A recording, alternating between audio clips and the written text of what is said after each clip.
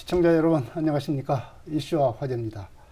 문재인 정부에서 국정 핵심 과제로 추진했던 새만금 신재생 에너지 비전이 윤석열 정부 들어서 난기류에 빠지고 있습니다. 신재생 에너지 정책이 변화되고 신재생 에너지 사업 전반에 대해서 전망위 감사가 이루어지고 있습니다. 신재생 에너지 사업 비전 사업은 침체되고 전망도 극히 불투명해지고 있는 것입니다. 새만금 재생에너지 비전이 앞으로 어떻게 될 것인지, 그리고 이것을 해결할 돌파구는 없는 것인지 오늘 토론해 보겠습니다. 오늘 나와주신 분은 먼저 권태홍 전 새만금 신재생에너지 민간협의위원 나오셨습니다. 안녕하십니까? 안녕하십니까? 고상진 박사 나오셨습니다. 네, 안녕하십니까? 안녕하십니까? 이제 4년 전이었죠. 문재인 정부가 이제 문재인 대통령이 직접 새만금에 와가지고 새만금 신재생에너지 비전 선포를 했습니다. 그 뒤부터 이제 여러 가지 신재생에너지 사업이 새만금에서 벌어지고 있는데요.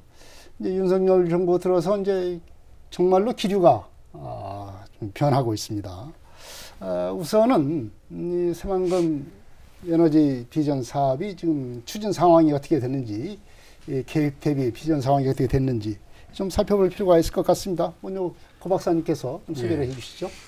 벌써 4년 전이네요. 문재인 대통령께서 우리 군산에 오셔가지고 그 비전, 우리 저 새만금에 오셔가지고 비전을 선포하셨는데, 그때 뭐 3020 비전이라고 그래서 2030년까지 전체 전력이 20%를 신재생 에너지로 이렇게 공급을 하겠다, 생산하겠다, 그런 말씀을 해주셨는데, 안타깝게도 올해까지 이제 1단계 사업이 종료가 돼야 맞습니다. 네, 계획상으로는 그렇습니다. 네, 이제 여의도 한 10배 부지에 해당하는 그 신재생 에너지 클러스터를 조성을 해서 거기에 원전 2개를 건립하는 정도의 그 전력을 생산하겠다 했습니다만, 그 2.1기가와트를 목표로 했습니다만, 네.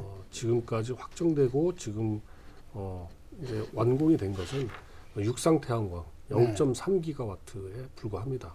나머지 이제 수상 태양광 2.1기가와트, 또 풍력 0.1기가와트, 또 연료전지 0.1기가와트는 아직 시작도 제대로 못하고 있는 그런 아주 지금 초라한 상황에 놓여 있습니다. 네, 그러니까 이제 고 박사님께서 말씀을 해주셨지만 총 계획상으로 2.6기가와트가 이제 당초 계획이었고, 그것이 1단계 사업이 이제 올해까지 이제 완료돼야 되지만, 네네. 현재 뭐 완료된 것은 육상 태양광밖에는 없다. 그렇습니다. 뭐 이런 거 아니겠습니까? 네. 나머지는 지금 뭐 모습을 전혀 드러내지 못하고, 과연 이것이 착공이 될런지 어쩔런지 지금 모르고 있는 그런 아주 불투명한 상황이라고 볼 수가 있겠습니다. 특히 이제 비중이 수상 태양광 비중이 아주 높습니다.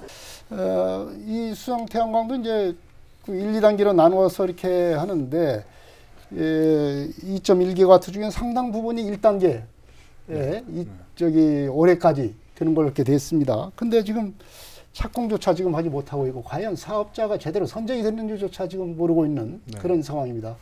권태홍 의원께서 이렇게 늦어지는 이유를 좀 말씀을 해주시죠. 네. 조금 전에 이제 저 새만금 민관협의회 위원으로 소개를 해주셨는데요. 네. 새만금 민관협의회 위원회에 그 민간 위원들의 워킹 그룹으로 활동을 했고요. 위원으로 직접 참여는 안 했으니까 그건 좀 수정을 좀 그룹으로 참여를 하셨다. 그 새만금 재생에너지 사업이 2018년 10월에 문 대통령이 직접 새만금에 내려오셔서 큰 비전, 그랜드 비전으로 사실 발표를 하신 건데, 왜 지금까지 이게 안 되고 있는가? 이제 몇 가지로 좀 그 원인을 짚어볼 수 있을 것 같은데, 첫 번째로는 너무 준비 없이 발표가 앞선 거 아니냐. 왜 그런 말씀을 드리냐면, 대표적으로 지금 조금 전에 1단계, 2단계 수상 태양광 말씀을 하셨습니다만은, 예를 들어서 2단계 지구 0.9기가가 깔려야 될 수상 태양광 0.9기가면 어느 정도냐면 약 한 350만 평 됩니다. 어마어마한 넓이죠. 근데 그 정도를 깔아야 될 수상 태양광 부지에 나중에 하려고 보니까 이 토사가 쌓여가지고 이 수심이 얕아가지고요. 수상 태양광 할 수가 없는 지역이에요. 그래서 그래서 수상 태양광 하려면 그걸 준설을 해야 되는 거예요. 그리고 나중에 하다 보니까 그 준설 비용이 수백억 들고 네. 그 준설을 먼저 하고 거기에 수상태양광을 깔아야 되는. 근데 발표할 때는 사실은 전혀 그런 상황도 없이 그냥 2022년까지 1단계 하고 그 뒤에 뭐 2단계 할 때 발표를 한 거거든요. 네. 그래서 참 준비 없이 발표가 됐다 하는 것들을 그러한 상황을 보면서 좀 보게 됐던 것 같고, 두 번째로는 이게 진행을 하면서 이 사업이 되려면 육상태양광은 태양 전기를 생산을 해서 바로 그냥 전선 연결을 하면 되는데, 그렇죠. 수상은 연결할 데가 없거든요. 네. 그래서 이 개통 연계를 해야 되는데 이 개통 연계를 한전이 못 한다고 그래서 한수원이 하겠다고 나섰어요. 네. 그래서 한수원에 대해서 1단계 사업 1.2기가 중에 300메가와트를 한수원에, 네. 그럼 이걸 당신들이 수익으로 해서 당신들이 선투자 해가지고 2022년까지 이 새만금 수상태양광의 개통 연계 사업을 좀 완결을 지어주라. 이렇게 돼 있는데, 그게 이제 한수원이 그걸 책임지고 했어야 되는데, 한수원이 그런 사업들을 위해서 만든 새만금 솔라파워라는 SPC 특수 목적법인이죠. 거기에 현대글로벌이라는 이 대기업을 끌어들여서 이 사업을 추진하는 와중에 사업자를 모아야 되는데 너무 현대글로벌에 특혜를 주는, 네. 이걸 계속 과정에서 문제가 되면서 아무 사업자가 붙지 않으면서 결국에 이제 이 새만금 개통연계 사업도 사실 지금까지 전혀 무산이 돼버린. 그래서 어떻게 보면 사업을 추진하는 이 한수원, 그 다음에 현대글로벌, 그 다음에 이걸 관리해야 되는 새만금청, 이런 사업 주체들이 이 사업에 대해서 제대로 공정하게 진행을 못하면서 또 이 사업이 이렇게 늦어진 추진 과정에서 여러 가지 문제점이 그렇습니다. 나타났고요. 이것도 굉장히 네. 큰 원인이 되겠다, 이런 말씀을 드릴 수 있을 것 같고요. 어쨌든 지금에 있어서는 그런 데에 덧붙여 가지고 이제는 현재 여러 가지 경계의 어려움이나 이 사업을 추진해야 될 어떤 한수원 내부의 재정적 어려움, 이런 것까지 더 어려움이 좀 봉착되어 있는 그런 상황이다. 그래서 네, 그야말로 얘기를 벌써부터 들으면 들을수록 좀 답답한 그런 상황을 좀 느낄 수가 있겠습니다. 고 박사님, 풍력 발전도 지금 뭐 어떻게 되는 것인지, 참 우리가 알고 보기에는 이게 추진이 되는 것인지 안 되는 것인지 지금 모르고 있는 상황인데, 과연 사업자는 선정이 돼서 한다는 건가, 그것이 안 되고 있는 것인가 궁금합니다. 지금 현재 상황 어떻게 파악하고 있습니까? 전체 목표가 2.6기가와트 중에서 0.1기가와트이기 때문에 네, 비중은 뭐 비중은 그렇게 높지 않습니다. 수상태양광이 굉장히 많은 비중을 이제 차지를 하고 있기 때문에 이제 풍력 에너지는 그 상대적으로 상당히 낮은 비중이긴 합니다만, 이게 당초 목표대로라면 올해 완공을 해야 맞습니다. 그래야죠. 하지만 여전히 지금 사업자 선정에 따른 어떤 인허가 문제 과정에 있기 때문에 전혀 진척이 없다라고 지금 볼 수밖에 없습니다. 네. 그래서 아주 풍력 발전 부분도 아주 지지부진하고, 또 최근에 이제 어떤 불거진 일련의 문제들 때문에 더더군다나 이 풍력 발전에 대한 투자라든지 진행이라든지 본격적인 사업 추진 자체가 불투명해지는 그런 상황에 직면한 거 아닌가, 그렇게 조심스럽게 예측을 해봅니다. 네, 지금 뭐 두 분께서 말씀을 하셨다시피 사업 추진 과정에서 뭐 사업 준비 자체가 좀 너무 성급했다, 조급하게 이루어진 거다. 그렇기 때문에 여러 가지 이제 사전에 기본적인 조사조차도 이루어지지 않아서 여러 가지 문제점이 발생할 수밖에 없다라고 이렇게 말씀을 해주셨는데, 이 사업 추진 과정에서 이제 구체로 들어보면 상당히 문제점들이 드러나고 있지 않습니까? 예, 특히 이제 가장 많은 비중을 차지하고 있는 이 수상태양광. 네. 이 문제가 도대체 새만금청 얘기를 들어보면 지금 뭐 발전소 건설 사업자는 선정이 됐는데 뭐 절차가 이제 진행이 지금 막 제대로 안 되고 있다, 이렇게 얘기를 하는가 하면, 아니다, 사업자 선정도 이게 제대로 된 것도 아니다, 이렇게 얘기를 하고, 그 다음에 좀 말씀이 나왔지만 송변전 그 개통연계를 위한 송변전 설비 사업, 이것도 지금 말하자면 사업자 선정이 몇 번 이게 그 유찰이 되고 그렇지 않습니까? 네. 이게 과연 왜 이렇게 될 수가 있는 것인가? 우선 아까 이제 말씀드린 것 중에 하나 빠진 게, 지금 새만금 수상태양광 사업이 잘 안 되고 있는 것 중에 하나가, 준비가 안 됐다는 것 중에 하나가 이 소위 부력체 문제가 있어요. 부력체요. 네, 그러니까 네. 육상태양광은 땅 위에다 패널을 설치를 하는데, 네. 수상태양광은 이 패널을 물 위에 설치를 해야 되니까 네. 뭔가 띄워야 되잖아요. 그렇죠. 예, 이 패널을 띄워야 되기 때문에 그 밑에 까는 걸 부력체라고 하는데 한번 설치하면 20년 동안 사실은 그걸 버텨줘야 되거든요. 네. 근데 이렇게 넓은 곳에 이렇게 바람 부는 바다 위에 이걸 설치한 적이 없어서 지금 실험을 하고 있는데 이 부력체가 새만금에 일부 실험되고 있는 데서 지금 이미 벌써 파손 1년도 안 돼서 파손되는 그런 상황. 네. 거기다가 이 부력체의 재질을 뭘로 할 거냐 때문에 굉장히 큰 또 논란이 있었어요. 민관 협의에 대해서. 네. 그래서 보통 이제 이걸 FRP, 네. 그러니까 섬유 강화 플라스틱이죠. 우리가 이제 흔히 보는 이 배 그 가볍게 만든 그 옆에 그 재질 그런 것들인데 그 FRP로 한다고 하는 건데 만약 그거 했을 때 20년 동안 바다 위에 있을 경우에 과연 이 환경 피해가 없겠느냐 이런 문제도 상당히 있어 논란이 꽤 오래됐었습니다. 그렇습니다. 그래서 이런 부력체 문제도 꽤 준비가 안 된 상태에서 이 새만금 사업을 출발함으로 인해서 시간이 오래 걸리게 한 요소 중에 하나다라는 것도 부연을 드리고요. 새만금청이 지금 1단계 사업 1.2기가 중에 500메가를 담당을 하고 있고요. 네. 그다음에 전북 군산 김제가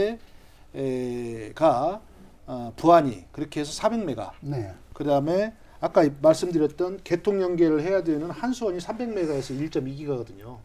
근데 이제 여기에서 사업자가 아직 제대로 선정이 안 됐다 이런 것은 새만금청이 감당해야 될 500메가 중에 현재 이쪽에 데이터 센터와 창업센터를 2조를 들여서 여기에 들어오겠다고 하는 SK 이쪽에 200메가를 사실은 저걸 줬어요. 네. 하기 때문에 나머지 300메가와트에 대한 사업자 선정을 돼야 되는데 새만금청 아직 그 300메가에 대한 사업자를 아직 못 만들고 있고 현재까지. 예. 네. 그리고 지자체 4개 지자체와 그 다음에 한수원까지 포함해서 이렇게 따지면 새만금청이 SK를 포함해서 앞으로 남은 300메가의 사업자 셋, 그래서 사업자 4명의 지자체 넷, 그 다음에 여기 한수원까지 해서 총 1단계의 수상태양광 사업자가 9이 돼야 되는 거예요. 네, 그렇죠. 예, 그래서 네. 원래는 이 개통연계 사업을 하게 되면 이 개통연계를 전부 9개 사업자가 다 이 선을 써야 되기 때문에 개통연계 사업을 할 때 그 비용 분담을 전부 다 그렇죠. 9개 사업자가 네. 해야 된다. 네. 그래서 지금 한수원의 얘기는 뭐냐면 9개 사업자가 다 선정이 되고 비용 분담을 어떻게 할지가 결정이 돼야 그때부터 개통연계 공사를 할 수 있다. 이게 한수원이 하는 얘기고 네. 새만금청은 아니 300메가를 먼저 가져가지 않았냐. 먼저 선투자한다는 조건으로 네. 하기 때문에 개통연계 사업을 먼저 해놓고 향후에 그 비용 분담을 어떻게 할지는 추후에 오히려 논의하는 게 훨씬 더 책임지는 자세 아니냐. 이게 이제 새만금청이 한손에 대해서 하는 얘기예요. 네. 그래서 이런 이해관계들이 서로 얽혀 있으면서 아직까지 개통연계 사업이 제대로 안 되고 있고 더더구나 개통연계 사업을 시행할 시행사를 공모하는데 5번 유찰이 됐어요. 이것은 한수원이 현대글로벌이라는 대기업체와 새만금 솔라파워라는 법인체를 만들어서 이걸 추진을 하는데 너무 불공정한 공모 조건, 네. 현대글로벌에 굉장히 유리한 그 공모 조건을 내거니까 다른 기업들이 아예 시행사의 공모에 응하지 않은 거예요. 여기에 대해서 사실 너무 문제가 많기 때문에 계속 문제 지적을 했음에도 불구하고 새만금청도 제대로 관리를 안 하고 한수원도 수정을 안 하고 부정함으로써 여기에 대해서 공익감사 신청을 했었습니다. 그래서 감사원이 이 감사를 해보니 실제 이 문제가 있었다. 이런 것들이 지적이 됐었고요.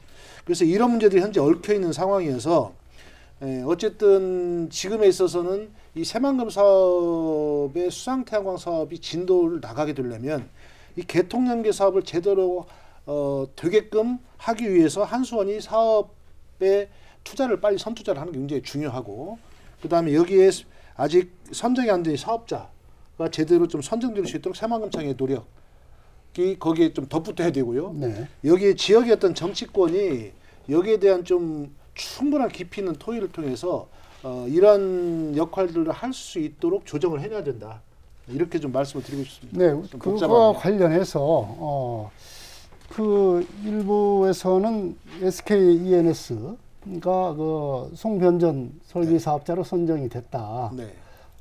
그런데 송변전 설비 사업을 하기 위해서는 그 사업비가 조달이 돼야 되는데 네. 사업비를 지금 수상태양광 사업자들이 선정이 안 돼서 네. 사업비를 분담을 하지 못한다. 그렇기 때문에 안 되고 있다. 뭐 이런 얘기가 지금 있습니다. 네, 그건 이제 한수원의 얘기고요. 한수원의 얘기요. 한수원이 이제 그러니까 SK E&M은 그 1단계 사업 중에 새만금청이 하기로 한 500메가 중 200메가를 받았고 200메가 거기에 대한 어떤 수상태양광 사업을 하는 거고요. 새만금 개통연계 사업은 SK E&M이 아니고 그 한화건설. 한화건설. 네. 한화건설 쪽이 아마 저걸 받았을 건데 어쨌든 여기 한 뭐 몇천억이 들어가는 공사인데 한수원 쪽에서는 한화건설과 어떤 계약을 했냐면 이 개통연계 선을 쓸 9개 사업자의 모든 합의가 되었을 때를 전제로 해서 조건으로 해서 이 공사를 한다라는 계약을 했다는 거예요. 네. 그래서 이게 한수원이 이러고 있기 때문에 9개 사업자를 먼저 선정을 하고 9개 사업자의 합의가 돼야 이 시공을 할 수 있다 이렇게 지금 한수원 얘기를 하고 있는 겁니다. 결국은 새만금청하고 한수원하고의 어떤 큰 어떤 협의가 이루어져야 되겠군요. 이 선 수상 태양광 건설이냐, 선 개통연계 사업이냐, 뭐 이걸 갖다가 결정을 해야 되겠네요.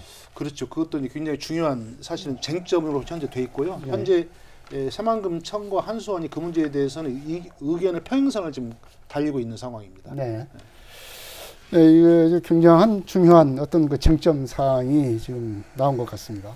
고 박사님, 풍력 발전 사업도 이제 최근에 좀 논란이 빚어졌지 않습니까? 이게 뭐 이 사업자가 중국계 법인이어 가지고 만약에 이 풍력 전기를 생산하는 사업을 하게 된다면 우리나라에 생산하는 사업 전기가 상당 부분이 뭐 중국계로 흘러 들어가는 것 아니냐, 뭐 이런 지적까지 나오기도 하고 그렇습니다. 뭐 연간 한 500억 정도가 나중에 유출이 될 우려가 있다, 이런 지적이 이제 국민의힘 박수영 의원을 통해서 이제 공개가 됐는데요, 공론화가 됐는데, 사실은 이제 그 과정 속에서 국립대 교수가 우리 전라북도의 어떤 산하단체장 그리고 또 정부의 기관의 어떤 심의위원 이런 걸로 참여를 하면서 어떤 취득한 내부 정보를 가지고 특수 목적 법인도 설립을 하고 그 지분을 다수 점유를 하고 있다가 이 부분을 지금 외국계 기업으로 넘겼다라는 지금 의혹 제기거든요. 이게 이제 중국계 기업인지 태국계 기업인지는 나중에 좀 더 사실관계를 확인해봐야 알 것 같습니다만, 이 과정 속에서도 여러 가지 조금 미진한 부분들, 또 의혹을 더 부풀리는 부분들이 좀 있는데, 과거에 그 SPC에 대한 특수 목적 법인에 대한 지분 문제를 공개를 계속해서 제기를 하고 문제 제기를 했던 게 이제 전라북도와 군산시는 문제 제기를 했었습니다만, 새만금개발청이 그런 부분들을 조금 대처를 미흡하게 했던 측면이 있다라는 부분도 이제 일부에서 제기를 하고 있습니다. 그래서 결국에는 이제 해상풍력에 관한 어떤 사업권 자체를 사실상 외국계 기업으로 넘긴 거 아니냐라는 이런 부분들이 이 의혹이 해소될 때까지는 또다시 우리 풍력 사업, 풍력 개발 사업, 풍력 발전 사업이 제대로 순항할 수 있을지에 대해서는 많은 도민들의 우려를 지금 갖고 있는 것이 사실입니다. 뭐 이 부분도 어쨌든 정리가 돼야 되지 않겠습니까? 그렇습니다. 문제가 불거졌으니까. 네. 이런 것도 이제 그동안에 이제 그때 문제가 발생할 때마다 깊이 있게 논의를 해서 정리를 하고 넘어갔어야 되는데, 이런 게 지금 정리를 않고 있다가 지금 숨겨놨다는 것 아닙니까? 이것이. 새만금청의 태도를 지적하지 않을 수 없는데요. 어떤 문제가 제기가 되면 그런 문제에 대해서 그 투명하게 정보를 가능한 한, 뭐 기업의 개별 정보를 빼고라도 좀 공유를 하고 대책을 논의할 수 있는 어떤 지역하고 이렇게 돼야 되는데, 복잡한 문제가 생기면 정보가 딱 차단되고 사실은 그 어떻게 풀어낼 수 있는 어떤 방법을 적극적으로 제시를 안 해버리는 이런 상황, 이런 답답한 상황이 계속 반복되는 것 같습니다. 하다못해 처음에 태양광 사업이 시행되기 시작한 초기에 민관협의회가 구성이 됐었습니다. 그 민관협의회도 어떻게 보면 지역의 여러 가지 갈등 사안을 그 협의회로 함께 가져와서 같이 풀어내기도 하고, 또 이후에 이런 복잡한 문제가 생겼을 때 어떻게 문제 해법을 좀 가져갈지 이런 것들을 어떻게 보면 스스로는 자기 머리를 못 깎으니까 그런 차원에서 이해관계에 보다 더 투명한 어떤 이런 민간 쪽 위원들이 참여를 해서 좀 촉진하는 그런 역할을 할 수 있는 그런 협의임에도 불구하고 그동안 새만금 사업의 이런저런 문제점들 아까 얘기했던 그리고 현대글로벌에 대한 어떤 특혜 문제라든지 또는 수양태양광의 불역체의 어떤 재질 문제라든지 여러 가지 이렇게 문제가 될 수 있는 소지들을 문제 제기하는 거에 대해서 굉장히 불편하게 받아들이고 오히려 그러한 좀 적극적인 의사개진의 통로를 막아버렸습니다. 지금 민간협의회를 아예 해산시켜버리고 운영도 안 하고 있는 상황이에요. 그래서 새만금청이 못한 지역에서 어떻게 보면 이게 국책 사업이기도 하지만 정확하게 우리 전라북도 내에 있는 우리 도민들의 여러 가지 어떤 바램, 비전 또 생활 영향을 끼치는 거기 때문에 오히려 적극적으로 이런 문제를 풀려고 해야 되는데 이런 것들에서 굉장히 아쉽다. 네, 이런 말씀. 새만금 개발청을 설립한 이유가 바로 그런 것 아니겠습니까? 그렇습니다. 개발을 좀 더 투명하고 그리고 신속하게 하기 위한 그런 그 주체로서 새만금 개발청을 만들었는데 오히려 그것을 해결을 하지 않고 계속 쌓아놓기만 하는 그런 꼴이 지금 되고 말았습니다. 이제 이런 상황 속에서 윤석열 정부가 이제 들어서 가지고 이 에너지 정책이 큰 변화를 겪게 됐습니다. 네. 그 신재생 에너지 비중이 이제 크게 낮아지고 원전 비중을 높이고 뭐 큰 골자로 보면 지금 이렇게 되어 있습니다. 그 에너지 계획을 이 에너지 이 정책의 변화 어떻게 지금 이 영향 분명히 새만금 이 신재생 에너지 이 클러스터에 영향을 미치지 않겠나 이렇게 볼 수가 있겠어요. 네. 어떻게 볼 수 있겠습니까? 그 산업통상자원부가 최근에 11월 3일 날이죠. 최근입니다. 신재생 에너지 정책 심의회 1차 회의를 개최해서 에너지 환경 변화에 따른 재생에너지 정책 개선 방안이라는 걸 발표를 했습니다. 그 내용의 요지를 보면 일단 원자력의 비중을 높이고 재생에너지 비중을 낮추는 겁니다. 네. 그래서 원자력의 비중을 높이는 만큼 재생에너지 비중이 줄어드는 건데요. 현재 2030년까지 원래 재생에너지 비중을 한 30% 정도를 목표로 했었는데 이걸 8.7포인트를 낮춰서 21.5포인트로 낮추고 네. 엄청난 양이죠. 왜냐하면 원래 이 비전 3020 여기 이렇게 해서 2030년까지 재생에너지 비중을 20% 하겠다. 이렇게 한 목표에서 지금 계속 다수의 여러 가지 무리가 있었음에도 불구하고 재생에너지 확대해 온 건데 무려 8포인트를 낮춘다는 것은 완전히 그 지금까지 어떤 정책 합의를 완전히 뒤로 돌리는 또 그만큼 재생에너지 낮춘 만큼 8.9포인트는 원전의 사용량을 늘린다는 겁니다. 이 8.9포인트가 어느 정도냐면 원전 사용량을 현재 노후된 원전을 모두 다 그 2030년 이후까지 계속 다 이걸 가동을 한다는 전제고요. 현재 그동안 중단됐던 모든 신규 원전들을 전부 다 건설한다는 그런 겁니다. 그래서 어찌 보면 이런 어떤 에너지 정책 방향의 변화 속에서 신재생 에너지가 8.7포인트가 낮춰졌는데 새만금이 그 유탄을 맞을 가능성이 굉장히 커졌다. 이렇게 좀 보여지고요. 또 기재부에서 각 그 발전 관련한 그 기관들에게 건전 재정을 위해서 계획서를 내라고 압박을 했습니다. 그러면서 한전 산하의 뭐 6개 발전사를 포함해서 이런 발전사를 전부 다 새만금에 투자를 해야 되는데 전부 다 사실은 이 투자액을 줄이는 이러한 재정 계획을 기재부에 이미 제출한 상태에서 실제로 좀 현실화할 가능성이 상당히 높아졌다. 이렇게 좀 봐야 될 것 같습니다. 네, 고상준 박사께서도 이 윤석열 정부의 이 신재생 에너지 정책, 이게 정책이 새만금에 이제 어떤 영향을 미칠 것인가, 어떻게 보십니까? 정책의 방향을 바로 우리가 직감적으로 알 수 있는 것은 바로 예산 편성 부분이라고 네. 저는 생각을 합니다. 주요 연구 개발 예산 내년도 2023년도에 정부 예산 편성 내역을 보니까 차세대 원전 부분이 50.5% 증가를 했습니다. 작년 올해보다 내년 예산. 반면에 문재인 정부 때 역점적으로 추진했던 탄소 중립이나 수소 이 부분은 탄소 중립 같은 경우에는 올해 내년이 3.7% 증가되는 거고 수소 부분은 0.5% 증가를 하는 겁니다. 이게 뭐냐면 R&D 예산이기 때문에 이 R&D 예산으로부터 파급되는 향후의 본 예산들, 본 사업들이 어떻게 추진될 것인가를 가늠할 수 있는 척도라고 볼 수가 있거든요. 그래서 앞으로 윤석열 정부가 계속되는 한은 5년 동안은 차세대 원전 부분에 대한 투자가 대폭 증가될 것이고 탄소 중립이나 수소 부분에 대해서는 아주 줄어들 것이다. 기존의 어떤 문재인 정부에서 추진했던 그런 것보다 이렇게 생각이 되고요.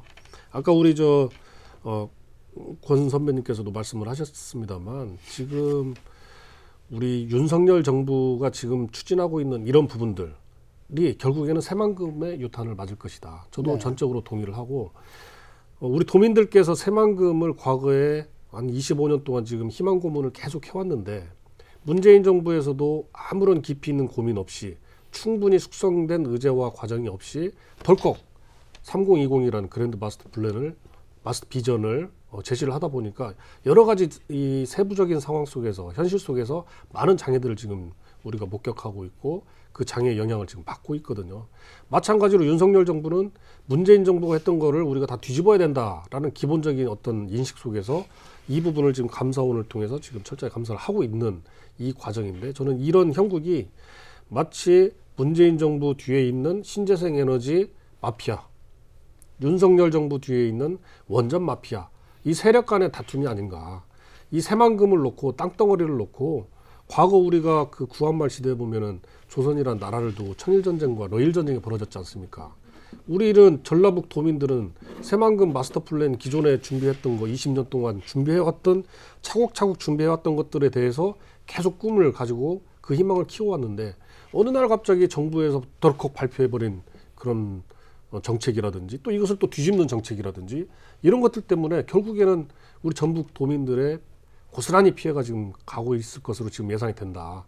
저는 너무나 가슴 아픈 현실이다 이렇게 보여집니다. 네, 이런 정책의 변화와 더불어서 또 이런 아까도 좀 쭉 말씀을 드렸지만 이 사업 추진 과정에서 여러 가지 이제 문제점, 성숙되지 못한, 숙성되지 못한 과정에서 문제점이 드러나니까 여기에서 이제 이 정부가 아주 대대적인 이 신재생 에너지 분야에 대한 감사를 하고 있어요. 이 새만금의 신재생 에너지 분야도 마찬가지로 지금 감사가 이루어지고 있지 않습니까? 네. 지금 현재 어떻게 이루어지고 있습니까? 아까도 이제 처음 현황을 짚었습니다만은 진행되는 사업은 육상태양광 300메가밖에 없습니다. 네. 육상태양광 300메가 중에 200메가는 그 새만금 개발공사가 한 거고 100메가는 군산시가 진행을 한 사업입니다. 나머지 수상태양광 관련해서는 아까도 이제 말씀드렸지만 감사원의 공익감사가 한번 이미 진행이 돼서 현대글로벌의 어떤 여러 가지 특혜성, 설계 부여라든지 그런 여러 가지 문제점이 있었다라는 것들이 이미 발표가 됐었고요.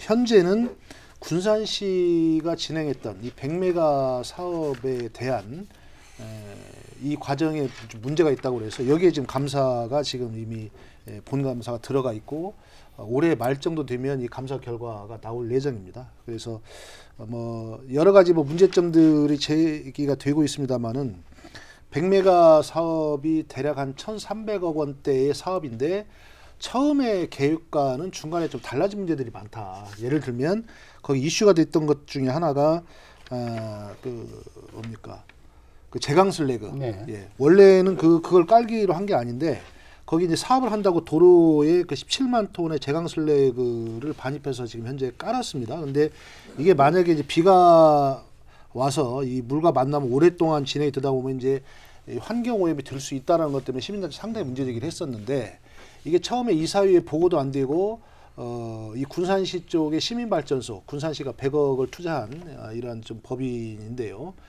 현재 이 군산시 이 100메가 사업의 한 주체입니다. 이 서부발전하고 같이 지금 진행을 하고 있는데 이 시민발전소 대표가 이걸 독단적으로 추진을 해서 여기에 뭔가 좀 큰 문제가 있지 않냐 이렇게 문제제기가 돼서 여기 지금 감사가 지금 들어가 있는 이런 상황입니다. 근데 하여튼 전반적으로 이 보조금이나 여러 가지 사업 과정의 이권과 관련해서 문제가 많다는 이러한 시각으로 정부가 이걸 바라보고 있고, 그동안 또 이제 쭉 한 오랫동안에 뭐 새만금 사업 이외에 뭐 태양광 사업이나 이런 것들을 전부 다 감사한 결과 그런 보조금의 부정 지출이나 여러 가지 문제가 굉장히 많이 발견됐다. 이미 이런 것들이 발표가 되어 있는 상황이기 때문에 어쨌든 이런 감사라든지 여러 가지 예산이라든지 이런 것들을 통해서 자꾸 그 재산에너지 사업이 축소되고 발목이 잡히는 이런 상황이 되는 것 같습니다. 네.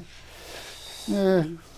고 박사님, 이런 그 새만금 신재생 에너지 분야에 대한 전반적인 감사가 이 새만금 쪽에 영향을 미치지 않을 수가 없지 않겠습니까? 네. 네. 어떻게 예상하십니까?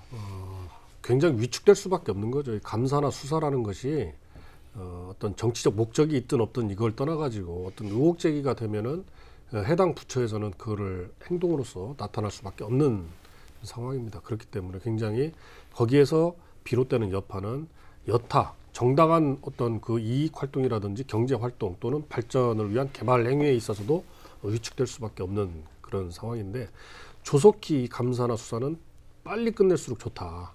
빨리 끝내야지만이 기존에 계획되어 있던 또 투자가 진행되고 투자가 예상되었던 그런 기업 행위들까지 위축되지 않도록 빨리 끝내주는 것이 지역사회의 보탬이 되겠다 이렇게 생각을 합니다. 다만 이제 여러 가지 이제 개발 행위라든지 어떤 이권 사업이 진행되는 과정 속에서 무자격자가 계약 심의위원으로 참여를 한다든지 또 이게 하나 턴키 계약을 하기로 되어 있는데 특정 업체를 몰아주기 위해서 부분 발주를 한다든지 이런 어떤 과정 속에서 디테일한 부분이 잘못된 부분이 있으면 이런 부분들은 행정기관이 충분히 행정행위로서 치유가 가능한 부분이거든요. 향후 벌어지는 그런 계약 행위에 있어서는. 그래서 저는 위축되는 분위기 속에서도 행정기관이라든지 뭐 개발청이라든지 이런 데서는 좀 더 기업들의 참여에 큰 영향을 받지 않도록 계속해서 그런 활동들을 지속해 주는 것이 필요하겠다 그렇게 생각을 합니다. 네, 뭐 문제가 있으면 감사를 해서 바로 잡아야 하는 것은 당연하죠. 네. 다만 그것이 국민의 영향을 덜 미치도록 그런 위축되지 않도록 최소한 핵심을 따져서 감사를 해야 된다는 그런 얘기가 되겠습니다. 공정하고 신속한 감사를 해야죠. 네. 그러니까 이렇게 이제 새만금 신재생 에너지 사업에 대한 여러 가지 이제 정부 정책 그리고 감사 이런 것들이 이제 이루어지게 되면 이게 지금 과연 이 새만금 신재생 에너지 클러스터를 조성하는 데 있어서 여러 가지 문제점이 큰 테두리나 작은 뭐 디테일한 상황에 있어서나 문제가 영향을 받지 않을 수가 없겠다 이런 생각이 듭니다. 특히나 새만금 신재생 에너지 사업은 기업 유치를 해야 됩니다. 그리고 기업 유치가 제대로 될 수 있을지 이런 예를 들자면 이런 영향이 상당히 있을 것 같습니다. 최근에 이제 SK가 2조를 투자를 하겠다라고 또 당장 이런 대규모 투자가 과연 이런 위축된 상황에서 정부의 눈치를 보지 않고 투자를 할 수 있을 건가? 이런 의문도 생기는 것입니다. 이런 영향, 투자 유치를 할지 그 밖에 이런 다른 영향이 어떤 영향이 있을지 한번 전망을 해보겠습니다. 권태용 의원께서 먼저 말씀해 주시죠. 예, 재생에너지 사업 발표가 되고 나서 새만금 개발청이 최근까지 횟수로 5년이죠. 5년간 기업과 맺은 투자 협약이 한 70건 정도 된다고 합니다. 네. 액수는 한 5조 한 3,700억 원 정도가 되는데 그 70건 중에 그 5년 동안 20건이 철회가 됐어요. 네. 철회. 새만금청은 뭐 코로나나 여러 가지 경기 침체로 인한 어떤 그런 문제다라고 얘기하지만 실제로 그 철회가 20건이 됐는데도 우리 기사에 보면 어디하고 무슨 협약을 맺었다. 막 이건 막 대서특필을 하는데 이 철회된 건 한 번도 기사에 든 것을 못 봤어요. 그 문제가 뭐냐면 기업 유치하는 건 좋지만 보면 유치해놓고는 그 뒤에 아무 신경 안 써요. 거기다 유치하기로 해놓고는 또 그 뒤에 어떻게 돼가는지 또 알지를 못해요. 그러니까 뭐냐면 이 기업 유치라는 게 정말 장기적인 미래에서 도민들의 삶의 보탬이 돼야 되는데 이게 정치적으로 한번 활용되고 마는 거 아니냐. 계속 이러다 보니까 오려고 했던 기업들도 뭔가 처음에 약속과 달라지기 때문에 뭔가 불안해서 오지도 못하고 더 자꾸 좋아지고 뭔가 좀 더 사업 가능성이 커져야 되는데 그렇지 못하니까 오히려 이 소극적인 판단들을 하는 어떤 이런 원인이 되는 거 아닌가 이런 생각이 들고요. 지금 당장에 가장 크게 지금 이 새만금에 투자하겠다고 한 게 지금 SK E&M 데이터 센터하고 그다음에 창업 지원센터를 만들고 2조 이상 투자를 하겠다.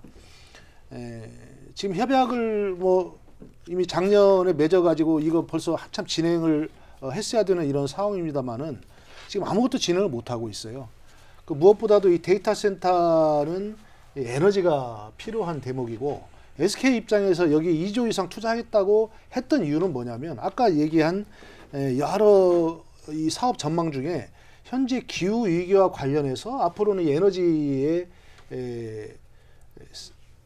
그 성격, 다시 말해 이게 재생 에너지인지 이게 화석 에너지에 따라서 이제 무역 장벽이 완전히 가로막힌다는 겁니다.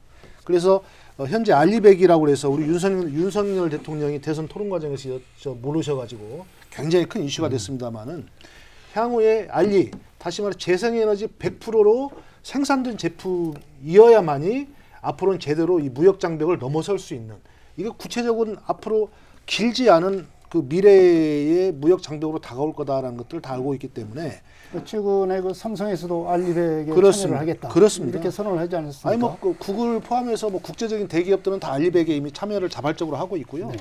그렇기 때문에 알리백은 오히려 세계적인 추세고 우리가 비켜갈 수 없는 기후 위기에 대처해서 훨씬 더 빨리 우리의 무역 장벽으로 다가올 어떤 이런 질서이기 때문에 결국 이 알리백이 어떻게 대처할 거냐. 근데 보통의 기업들이 현재 재생에너지나 이런 것들이 전반적으로 다 구비가 되지 않은 상태에서 재생에너지 100%로 자기 기업을 생산해서 수출한다는 게 쉽지가 않잖아요. 이러다 보니까 어디선가 그러한 여건이 되어 있으면 기업들이 글로 가야 될 충분한 이유가 있다는 거죠. 저는 새만금의 재생에너지와 알리백 단지 클러스터로 자기 어떤 미래 전망들을 가져나간다면 기업들 오지 말라고 해도 올 거라는 거죠. 네. 그렇게 되면 향후에 그동안 굉장히 많은 논란이 됐었지만 오히려 미래적으로 기후 위기에도 대비를 하면서 어떤 지역 경제에도 큰 보탬이 되고 근거지가 될 만한 어떤 지역으로 현재 새만금이 작동할 수 있다는 데서 큰 어떤 희망을 가질 수 있는 대목이라고 저는 보는데, 그런 의미에서 SK의 2조 원 투자와 이 재생에너지 알리백을 이용해서 이 데이터 센터를 만들겠다. 최근에 어쨌든 저 데이터 센터 불타가지고 문제가 됐던 이런 데에서 보더라도 그 비중이 커지는데, 문제는 이게 되려면 재생에너지가 보급이 돼야 되는 거예요. 그래야 되죠. 근데 이 재생에너지가 언제 보급이 되느냐.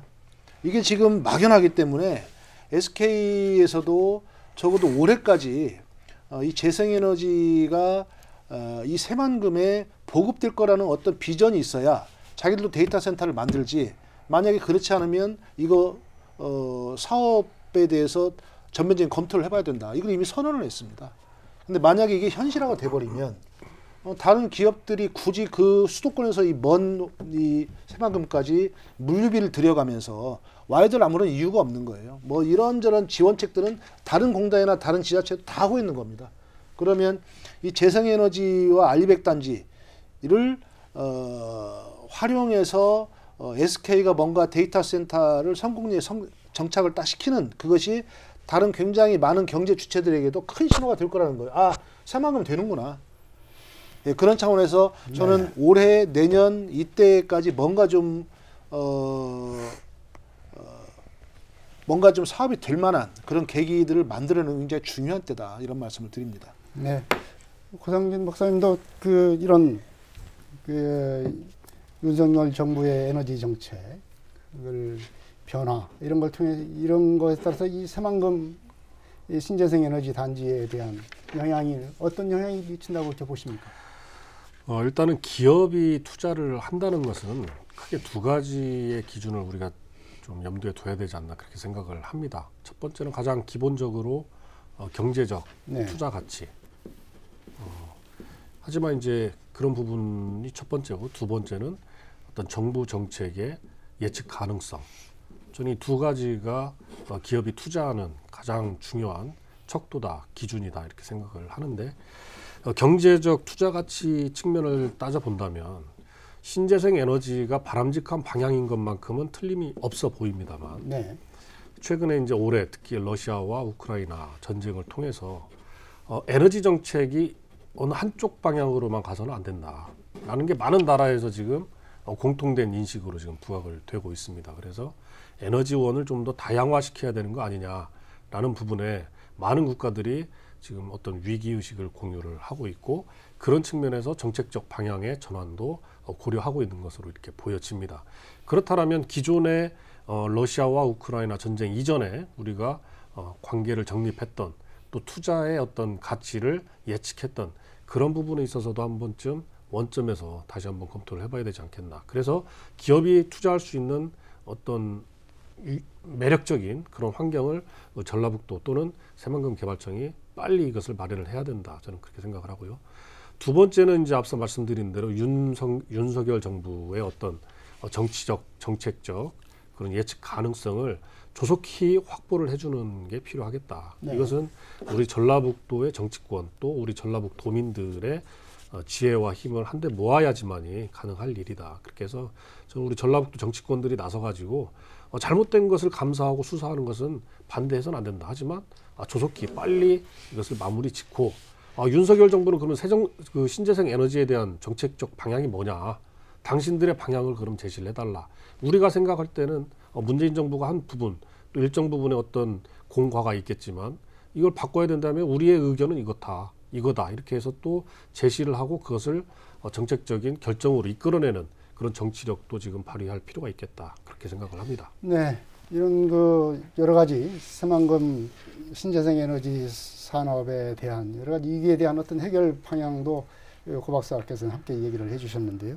이제 이걸 갖다 해결을 해야 되지 않겠습니까? 뭔가 돌파구를 찾아야지 계속 이렇게 아무런 상황에서 계속 이대로 답답한 상황을 계속 한다는 것이 말하자면 지역의 입장에서는 이거 견디기 어려운 그런 일 아니겠습니까? 네, 그렇습니다. 이 해결 방안을 찾아야 되겠는데 어떻게 찾아야 되겠습니까?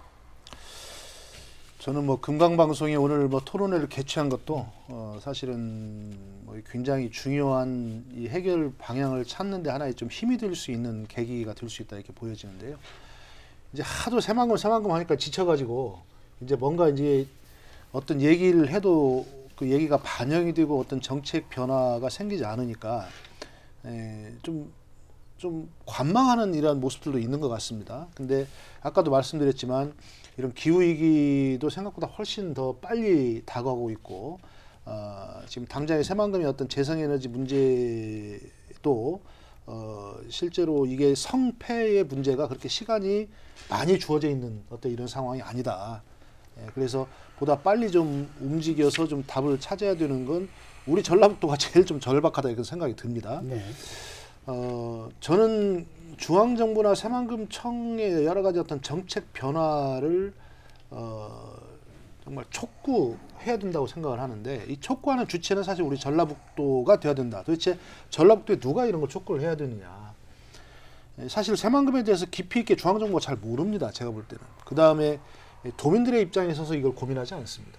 그래서 저희가 지방자치 시대 이런 얘기들을 합니다만은 지금에 있어서는 사실 이 문제가 얼마나 왜냐하면은 도민들 굉장히 복잡하기 때문에 깊이 있게 이걸 잘 모르세요. 그래서 잘 안 되면 또 안 되나 보다 이런 정도지만 그러면 이게 잘 안 될 수밖에 없는 거냐? 그렇지 않다는 겁니다.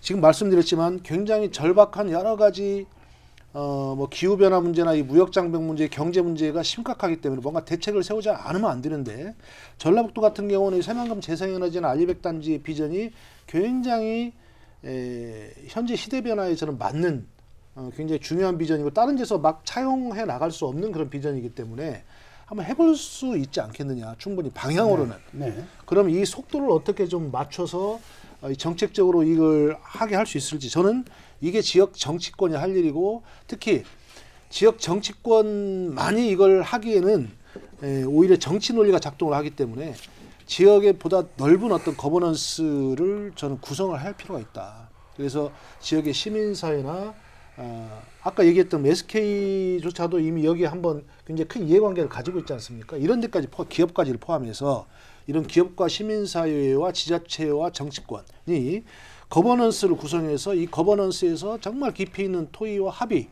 그다음에 이걸 통한 어떤 중앙정부의 요구, 아마 이렇게 진행을 해나간다면 도민들도 여기에 대해 다시 한번 더 깊이 좀 살펴보실 것이고, 도민들이 이걸 좀 이 사실을 알게 되면 어떤 도민들의 여론도 형성이 될 것이고, 그래서 그렇게 되면 중앙정부나 이 뭐 새만금 청까지를 포함해서 이런 데서도 사실 여기에 대해서 깊이 있게 고려를 안 할 수 없을 거다 이렇게 보여집니다.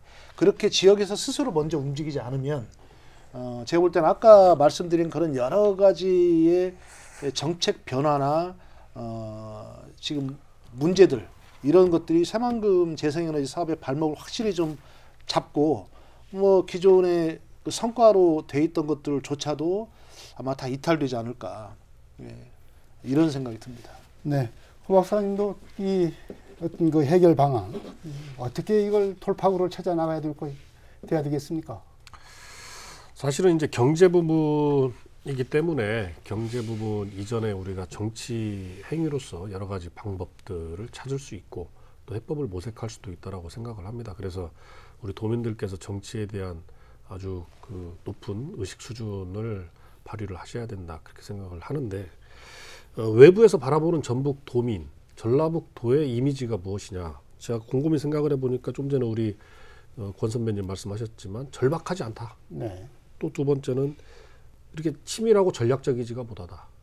또 세 번째는 아니면 말고, 이런 부분이거든. 이런 어떤 무능하고 약간 무력한 이미지, 이게 지금 외부에서 우리 전라북도를 바라보는 잘못된 시각입니다. 잘못된 시각이지만 또 냉정하게 우리가 우리 스스로를 바라봐야 될, 우리 스스로 한번 비판적으로 바라봐야 될 그런 자화상이기도 하고요. 그래서 이런 부분들을 뭔가 새만금 이번에 문재인 정부와 윤석열 정부가 지금 대척점에 서 있는 데서 우리 전라북 도민들이 의도치 않게 우리 전라북 도민들은 가만히 있는데 정부 대 정부의 어떤 전쟁의 장이 지금 펼쳐지고 있는 이런 상황을 전라북도가 슬기롭게 지혜롭게 뭔가 내실을 따져나가야 될 어떤 정치적 행위를 정치인들한테 요구를 할 필요가 있겠다, 그렇게 생각을 하고요.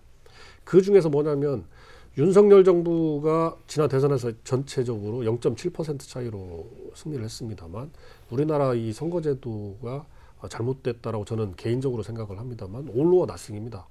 0.7%라 아니 0.7%가 아니라 한 표 차이로라도 이기면 모든 권력을 다 가지게 돼 있는 이런 불합리한, 모순된 불합리한 그런 권력 구조이기 때문에 이런 상황 속에서 결국에는 한 표가 아쉬운 상황에서 전라북도에서 14.42%를 줬습니다. 전라북도에서 14.42%를 윤석열 후보한테 던져준 그분들도 전라북 도민들입니다. 그러면 윤석열 정부는 광주, 전남, 전북 중에서 전북에서 가장 높은 득표율을 했어요. 그럼 호남이라고 하면 전북에 대한 부채의식을 느껴야 됩니다. 윤석열 정부가 최소한. 하지만 우리가 얘기하지 않으면 정부는 잘 모릅니다. 이런 부분들을 정치적으로 어떻게 잘 만들어내고 중앙정부에 어필을 하느냐, 이런 부분들은 도민들의 어떤 힘을 또 의사를 결집을 해내고 이끌어내서 이것을 배경으로 해서 중앙정부와 협상하고 그런 또 뭔가를 끌어내는 것은 지역 정치권의 몫이다, 그렇게 생각을 합니다. 네, 결국은 해결 방향으로서는 권태홍 전 정의당 도당위원장께서는 거버넌스 체제에 적극적인 가동, 이걸 주장을 하셨고, 고상진 박사는 역시 정치적인 해결이 가장 빨리 효율적이지 않느냐, 이런 얘기를 해주셨습니다. 마지막으로 이 새만금 신재생에너지 비전의 작금의 이런 상황에 대해서 좀 정리의 말씀으로 마무리를 해야 될 것 같습니다. 먼저 권태용 전 위원장께서 말씀해 주시죠. 예, 새만금은 전라북도 또 군산, 익산의 미래에 굉장히 중요한 그 거점이 되어야 될 곳입니다. 근데 새만금이 정치 논리로 그동안 사실 뭐 큰 장밋빛 환상들만 제시되고 정말 책임 있는 어떤 정치행위나 여러 가지 성과들은 지금 없는 것이 새만금의 현실이다, 저는 이렇게 보여집니다. 그래서 현재 새만금 종합개발계획부터 시작해서 이 새만금의 미래에 대해서 현재 또 새로 도지사가 되신 우리 김관영 도지사부터 전라북도 도민들이 정말 좀 다시 한번 깊이 있게 머리를 좀 맞댈 수 있는 어떤 그런 기회, 그리고 그 속에서 정말 도민들이 바라보는 어떤 도민들의 새만금, 그렇게 해서 정말 이렇게 대선 때마다 흔들리는 이런 새만금이 아니고 뭔가 어려운 지역 사회에 정말 뭐 새만금의 여러 가지 해수통 문제부터 시작해서 친환경 개발, 수산업, 보건, 또 우리 전라북도나 군산, 익산 어떤 경제 문제의 어떤 거점, 이런 문제까지도 풀어낼 수 있는 어떤 그런 적극적인 계기를 우리 전라북도 스스로가 한번 만들어가는, 이런 위기 속에서 오히려 그런 기회를 한번 찾아가는 그런 계기가 됐으면 좋겠다, 이런 말씀을 드립니다. 네, 고 박사님 정리의 말씀 해주시죠. 예, 새만금이 대선 때 이제 처음 등장한 이후로 8명의 대통령을 지금 우리가 8번째 대통령을 지금 맡고 있습니다. 윤석열 대통령까지. 그런데 지금 가시적으로 우리 도민들께 뭔가 보여지는 그런 어떤 비전, 희망, 또 꿈, 이런 것들은 확 와닿지가 못하고 있거든요. 이게 참 비참한 현실입니다만, 여기에서 또다시 신재생 에너지를 계속 추진할 것이냐 말 것이냐에 대한 근본적인 원점에서의 재검토를 직면하고 있는, 또 우리 직시하고 있는 우리 도민들의 심정은 정말 억장이 무너지는 그런 심정이다, 그렇게 생각을 합니다. 하지만 지금이라고 우리가 여기에서 그냥 손만 놓고 있고 중앙정부가 할 대로 해라라고 해버린다면 또다시 앞으로 5년 동안 아무것도 이루어지지 않는 새만금이 될 수밖에 없을 것이다 라고 하는 암울한 예측을 할 수밖에 없습니다. 그래서 마침 윤석열 정부가 출범한 지도 얼마 되지 않았고, 또 김관영 도정이 출범한 지도 얼마 되지 않았습니다. 특히 저는 김관영 지사께 희망과 기대를 거는 게 중앙 정치권에서의 어떤 국회의원의 역할을 했기 때문에, 특히 여와 야를 넘나드는 아주 광폭의 행보를 할 수가 있는 그런 기질을, 또 자질을 가지고 계시거든요. 그래서 저는 김관영 지사께 특히 새만금에 대해서 누구보다 더 잘할 수 있는 지역 정치인의 한 사람으로서 김관영 지사께 좀 기대를 걸면서 윤석열 정부가 우리 전북의 어떤 부채의식을 느끼면서 이 부분을 슬기롭게 도민들께 어떤 실질적인 보람으로 이렇게 되돌려 드릴 수 있는지를 좀 어떤 성과로서 보여주기를 기대를 하고 있습니다. 네, 먹구름이 잔뜩 드리워지고 있는 새만금 신재생 산업에 대한 불안감이 사그러들지 않고 있습니다. 윤석열 정부의 신재생 에너지 정책의 변화, 그리고 전반적인 신재생 에너지 산업에 대한 감사, 이런 것들이 더욱더 불안감을 증폭시키고 있습니다. 이런 상황을 돌파하기 위한 지역사회의 강한 의지와 지혜가 어느 때보다도 요구되는 그런 시기가 아닌가 생각이 듭니다. 이슈와 화제 여기서 마치겠습니다. 오늘 여러 가지 좋은 말씀 두 분 고맙습니다. 시청자 여러분, 안녕히 계십시오. 다음 이 시간에 또 뵙겠습니다.